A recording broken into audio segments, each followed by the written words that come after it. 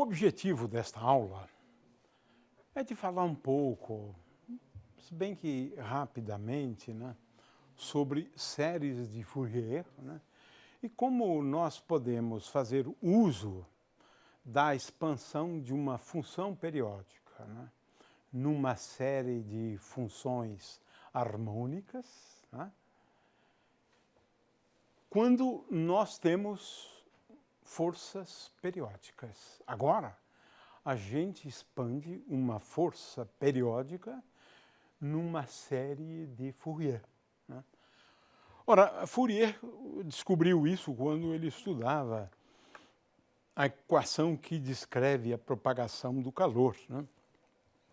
Mas hoje nós sabemos que ele acabou desenvolvendo um método de expressar uma função periódica, né, em termos de uma série de funções harmônicas simples, né? Veja que agora, de novo, o movimento harmônico simples passa a ser interessante, porque todo movimento com uma força periódica, ele envolve, na verdade, uma combinação linear de movimentos harmônicos simples. Isso é muito bonito mesmo, é muito bonito. Então, agora, no caso contínuo, quando nós não temos, como eu vou explicar depois, né, uma frequência natural ou uma frequência fundamental, né, porque as demais agora são harmônicos, né, múltiplos dessa frequência. Quando isso não é verdade, ou seja, se uma força não for periódica, for qualquer, eu agora vou fazer uso de transformadas de Fourier. Então, são dois casos distintos, né? E no final vou apresentar a solução, se bem que dá um pouco de trabalho para obter essas soluções. Então, eu gostaria que pelo menos as ideias ficassem bem claras, né? Eu já falei sobre sons harmônicos e ruídos, né? Um som harmônico, né, se esse som for um som periódico, né?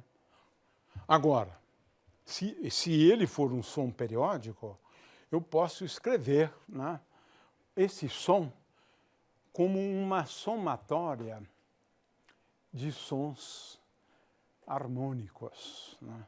Ou seja, em termos de uma frequência fundamental e de múltiplos dessa frequência fundamental. Vamos olhar aqui para esta função e vamos entender, né, alguns elementos aqui. Como é que eu escrevo essa função? Em primeiro lugar, eu tenho aqui um coeficiente, né, que é o coeficiente AN. Quem é o AN? AN é a amplitude associada à frequência ômega-n, onde ômega-n é igual a n vezes ômega-1. Ômega-1, então, é a frequência do som, digamos, fundamental, né, que é igual a 2 vezes π dividido pelo período do movimento. Então, é n, ômega-n é igual a n vezes 2π sobre t.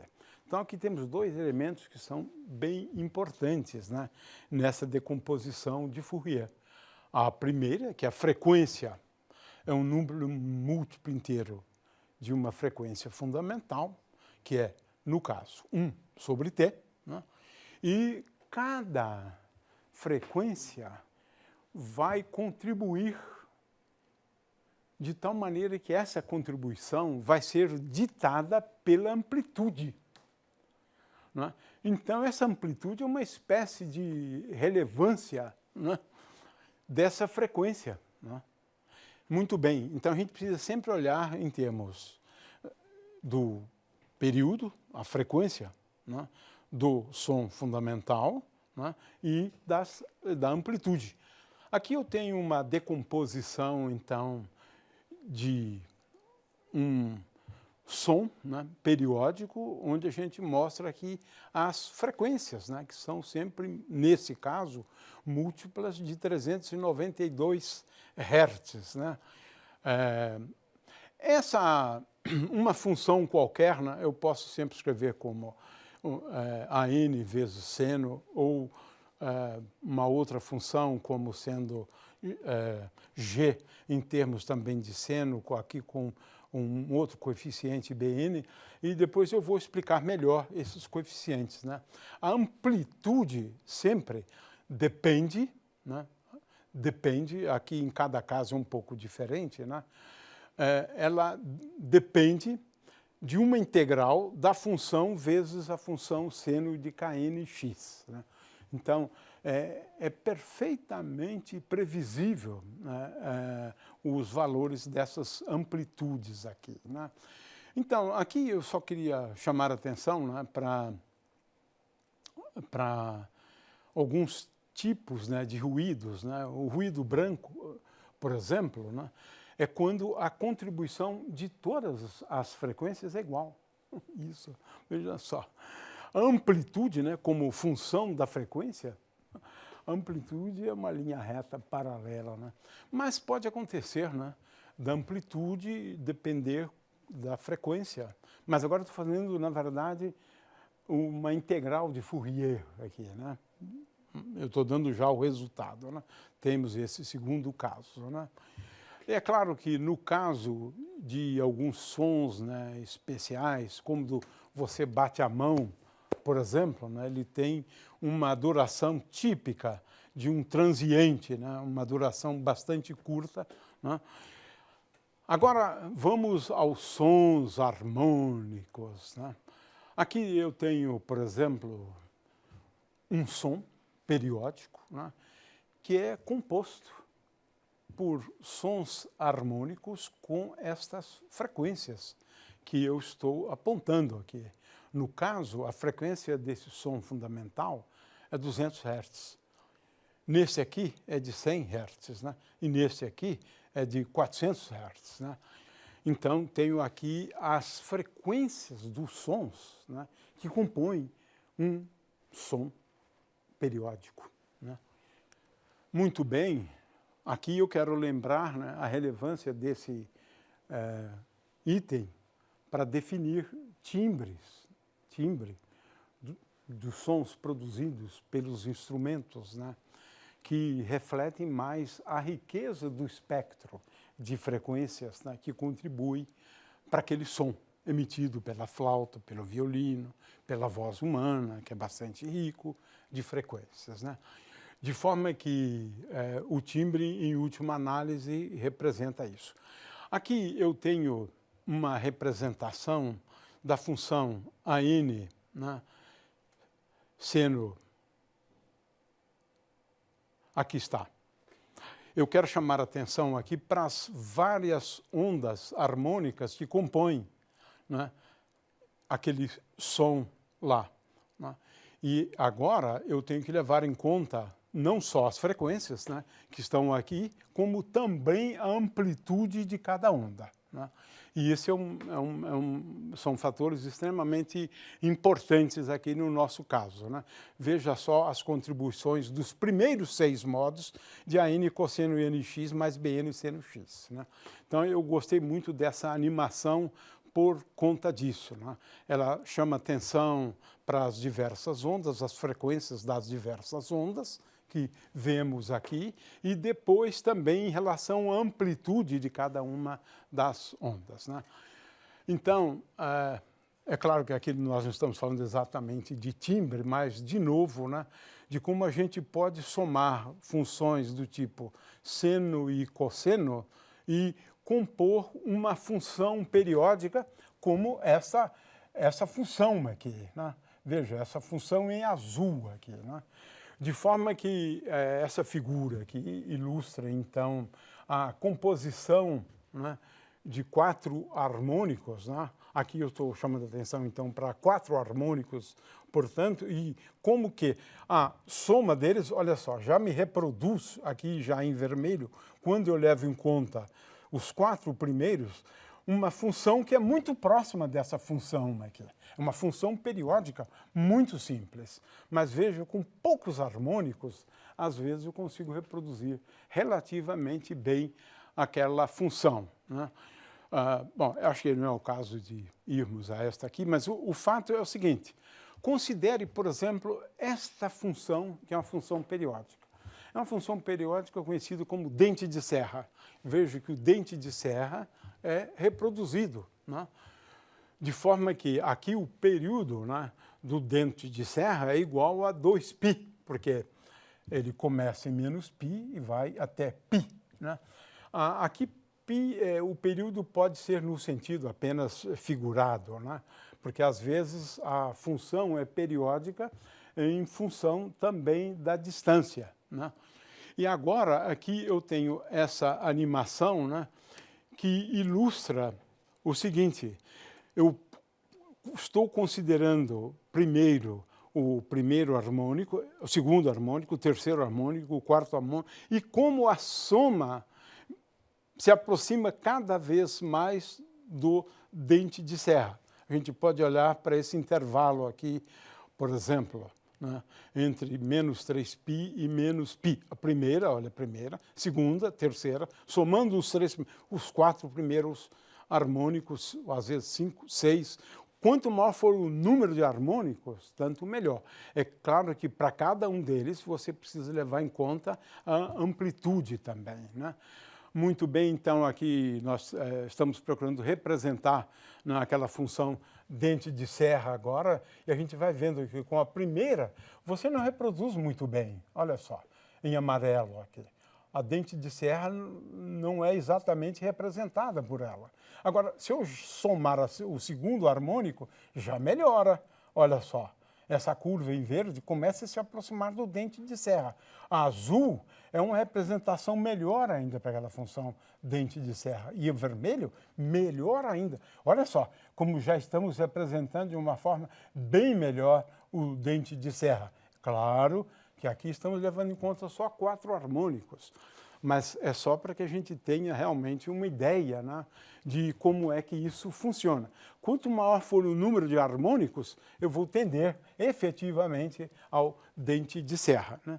Muito bem, então o timbre está associado, né, a esses vários harmônicos, a decomposição em harmônicos. É claro que em cada caso você precisa levar em conta mais a amplitude como função da frequência. Cada frequência há de entrar com uma amplitude diferente, né? Então, temos aqui uma força periódica, agora periódica no tempo, né? E agora uma força periódica, ela pode ser escrita como a soma de movimentos harmônicos simples. Isso é muito interessante, né? E é claro que quanto maior for o número de harmônicos simples, mais preciso eu tenho esta expansão. Essa é uma expansão numa série de Fourier, envolvendo senos e cossenos. AN e BN são, então, amplitudes, né? Amplitudes. A N é dado como uma integral, né? Como é que eu faço aqui? A ideia aqui é simples. Para eu determinar a N, eu multiplico aqui por seno de 2πn sobre t e integro. E aqui, o único termo que vai dar diferente de zero daquela série é só o termo em AN. Então, eu consigo escrever AN igual... Agora, eu integro de 0 a tt e divido... É uma espécie de média, né, no período. Divido por 2t. Então, na realidade, a integral que eu faço é a integral de 0 a tt dividido por t, né? E isso, então, eu tenho agora os ANs, e esses ANs dependem do quê? Da integral da força. F de t' vezes seno de 2 vezes πn, para cada n tem um valor diferente, dividido por t vezes t' dt'. Eu integro. Né?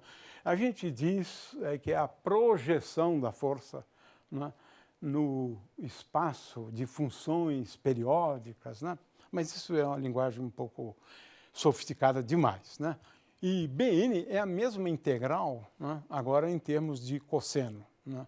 em termos de cosseno. De forma que, olha só, as amplitudes, né, dependem da força, claro, e depende do modo. A n depende da força, depende, né, da frequência, ômega-n, veja, seno de 2π n sobre t, n vezes ômega 1. Né? Portanto, eu tenho os ANs e os BNs, eu tenho como calcular sob a forma de integrais ao longo de um período, dividido pelo período. Né? Aqui eu divido por 2 porque eu tenho tanto seno e cosseno. Às vezes se representa só com uma dessas funções. Né? Então eu já sei, né, do que se trata. Muito bem, e agora como é que eu resolvo o problema de um corpo que está sob a ação de forças periódicas? A ideia é bastante simples. Eu vou expandir essa força, né? F de t, aqui está faltando, na verdade, a força F de t seria uma soma. Mas agora, olha só que coisa curiosa, eu considero xn satisfazendo esta equação aqui. Né? Então, eu defino, né, a solução x de t associada à enésima componente da série de Taylor. Chamo essa solução de xn. Ômega n ali é igual a n vezes 2π sobre t. Né? Ora, esse termo, por outro lado, pode ser escrito assim, Cn sobre m vezes cosseno de ômega nt. Isso, então, nos remete agora àquele problema já resolvido anteriormente. Olha aqui. Aqui. Eu resolvo para cada índice n. X índice n. Mas de uma equação já conhecida. Eu sei quem é esse Cn, né, definidos aqui, divido por m e cosseno. Ora, temos aquele problema já resolvido anteriormente. Né?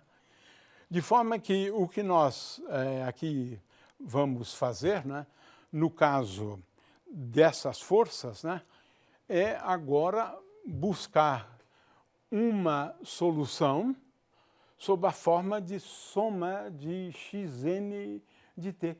N indo de 0 até infinito, porque esse número pode ser, em princípio, essa série aqui só é exata aquela decomposição para um número muito grande. É claro que a gente calcula para alguns, né, os primeiros e soma, né, mas o fato é que a solução é dada pela somatória de xn de t.